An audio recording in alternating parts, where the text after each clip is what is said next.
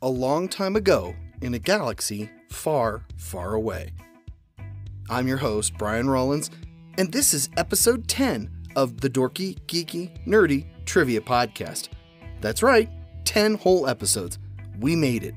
For those of you that have been with us since the beginning, thank you for your support. For episode 10, I wanted to do something classic that's full of geeky trivia. The original Star Wars, Episode 4, A New Hope. If you're new or need a refresher on the suggested rules for playing, head over to dorkygeekynerdy.com/rules. From there you can also find ways to follow the show on Facebook and Twitter. As always, the game consists of 3 rounds of 10 questions. The rounds are named Dorky, Geeky, and Nerdy, each more difficult than the last. Okay, Red Squadron, lock S-foils in attack position and start your run. The Dorky Round. Number 1. What gangster appears in the rough cut of the film but wasn't restored until the special edition in 1997?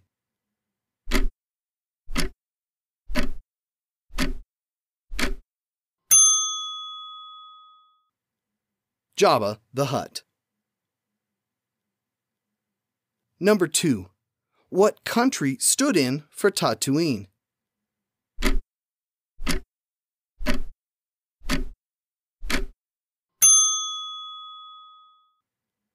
Tunisia. Number 3. Who played R2-D2?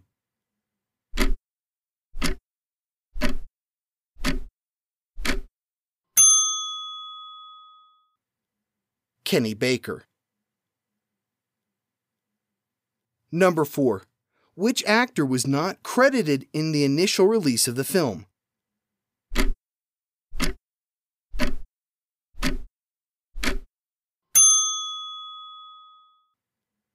James Earl Jones asked to have his name omitted from credit. It would later be added for the special release. Number 5. Who actually says, "I have a bad feeling about this"?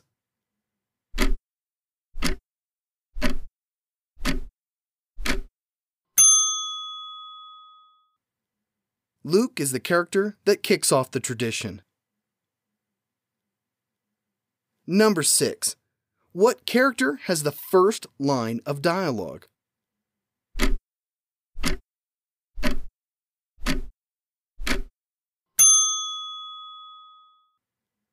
That'd be C-3PO. Number 7. Who does C-3PO advise to let the Wookiee win?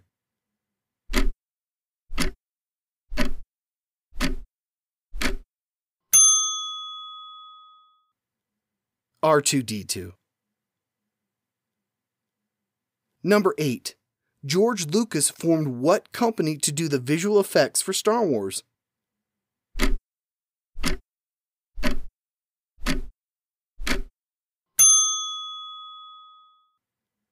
Industrial Light and Magic. Number 9. Star Wars was the highest grossing film of all time until surpassed by what movie?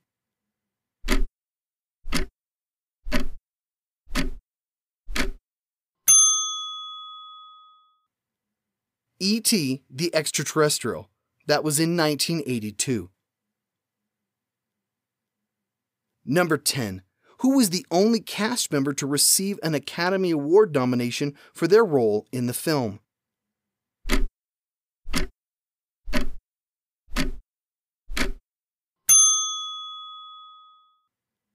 Sir Alec Guinness was nominated for Best Supporting Actor. The Geeky Round. Number 1. In the initial draft of the script, what was Luke Skywalker's name?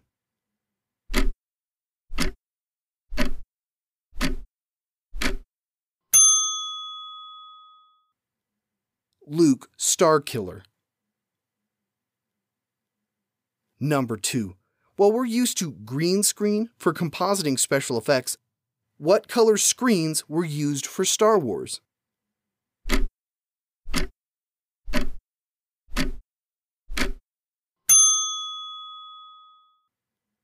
Blue screens. Number 3. The word Wookiee originally appeared in what other George Lucas film?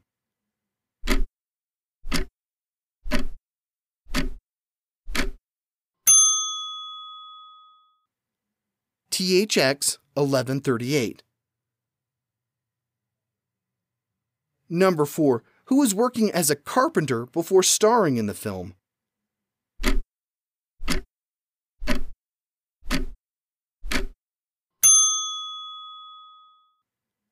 Harrison Ford. Number 5. What company made the tie-in toys for the film?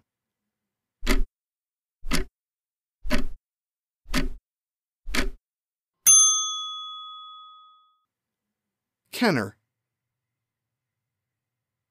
Number 6. What was the name of Princess Leia's ship?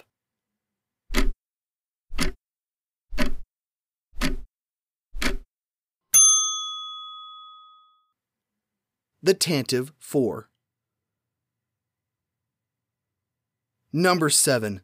The Millennium Falcon was in what docking bay in Mos Eisley Spaceport?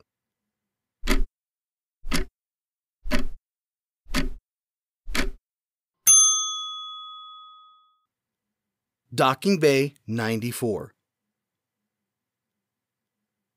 Number 8. The Rebel base was located on what moon?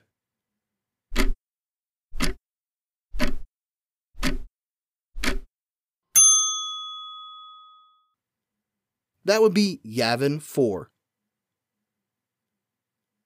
Number 9. Han Solo comes from what planet?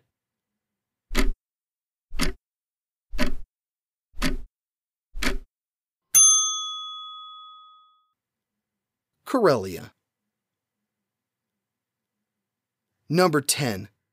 What Joseph Campbell book served as a roadmap for Star Wars?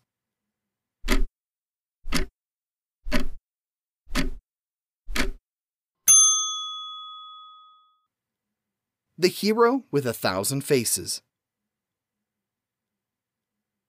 Okay, let's take a break for the book of the week.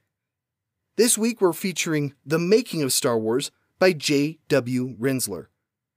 After the 1973 success of American Graffiti, filmmaker George Lucas made the fateful decision to pursue a long-time dream project, a space fantasy movie unlike any ever produced.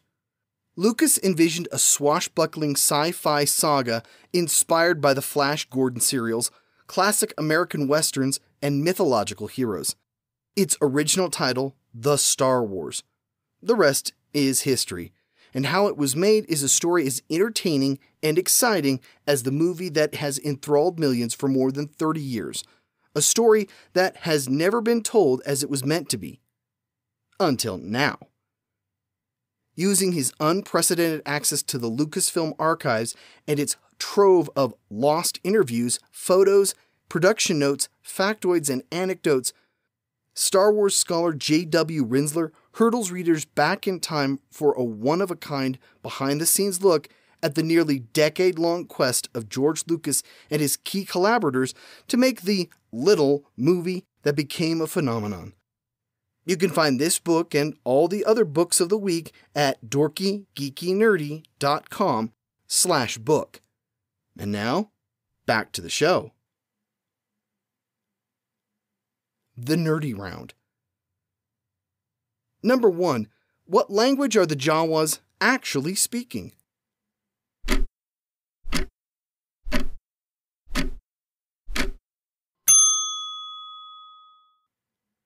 It's a sped-up version of Zulu. Number 2. What does TIE in TIE Fighter stand for?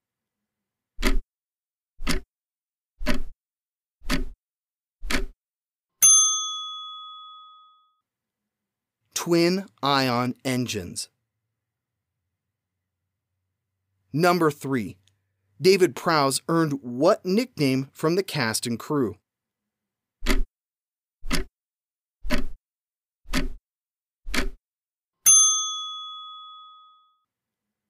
Darth Farmer, due to his heavy Bristol accent.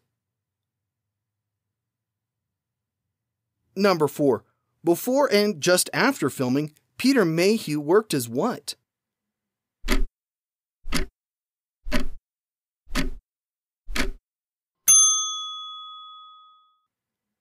He was an orderly. Number 5. How many Oscars did Star Wars win in 1978?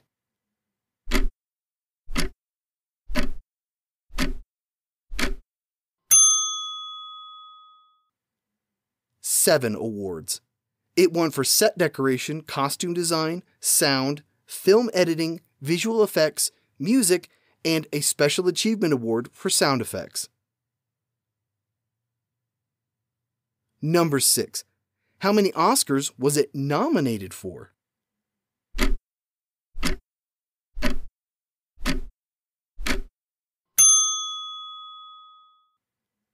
$11. It didn't win for actor in a supporting role, writing, director, and best picture. Number 7. The iconic score by John Williams won how many Grammys?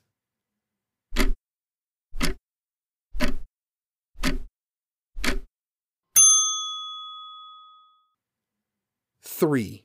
Best Instrumental Composition, Best Score, and Best Pop Instrumental Recording. Number 8. What Japanese filmmaker's work served as inspiration for George Lucas's script?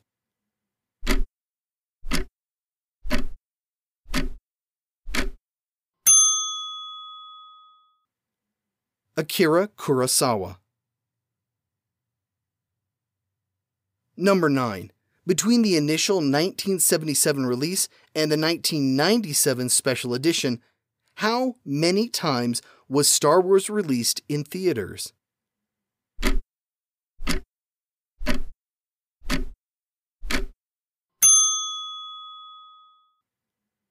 It was released a total of 4 times: 1978, 1979, 1981, and 1982. Number 10. Chewbacca was based on what breed of dog?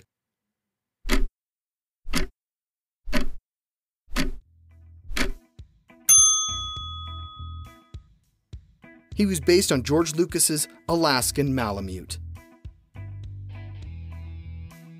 And that's it, number 10. Now would be a great time to drop us a line and tell us what you think. What do you like? What would you like to see change? Any topics you'd like us to cover. Head over to dorkygeekynerdy.com/contact and let us know. We'd love to hear from you. We're still learning and evolving, and your input helps out immensely. We'll be back again next week, and here's your hint. What decade saw the rise of The Blob, The Thing, and Robbie the Robot? I'm your host, Brian Rollins. Thanks for listening, and may the Force be with you.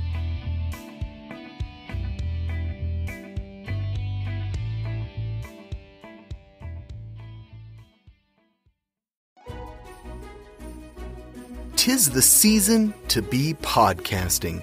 Stay inside with a warm beverage and a hot microphone. If you're interested, Spotify can help you out. They've got a platform that lets you make one, distribute it, and earn money all in one place for free.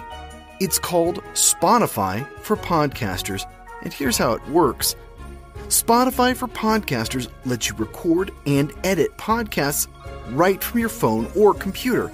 So you've already got the equipment necessary to start recording today.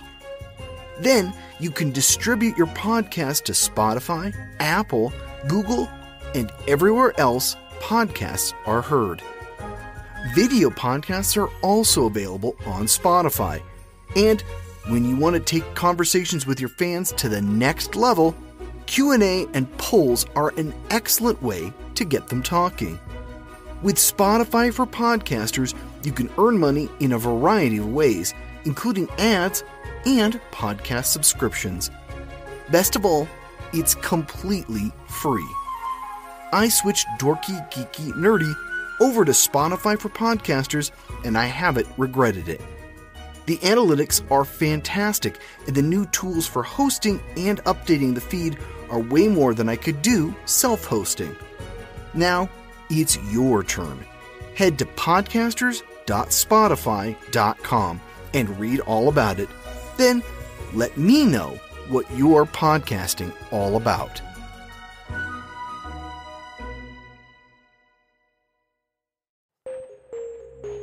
When a U.S. expedition is attacked, 3 survivors, a professor, her student, and a soldier are saved by a mysterious vessel, the Nomtsev.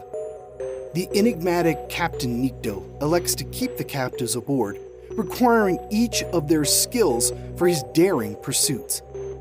But as evidence of a rogue submarine alerts the world's navies, the captives must work together to avoid annihilation. 20,000 Kilos Under the Sea is a fast-paced adventure thriller that's described as the classic Disney adventure meets The Hunt for Red October. 20,000 Kilos Under the Sea, a modern retelling of the Jules Verne classic, written by Richard Wycliffe and narrated by Brian Rollins. Available right now on Audible or iTunes. Discover adventure and madness beneath the waves.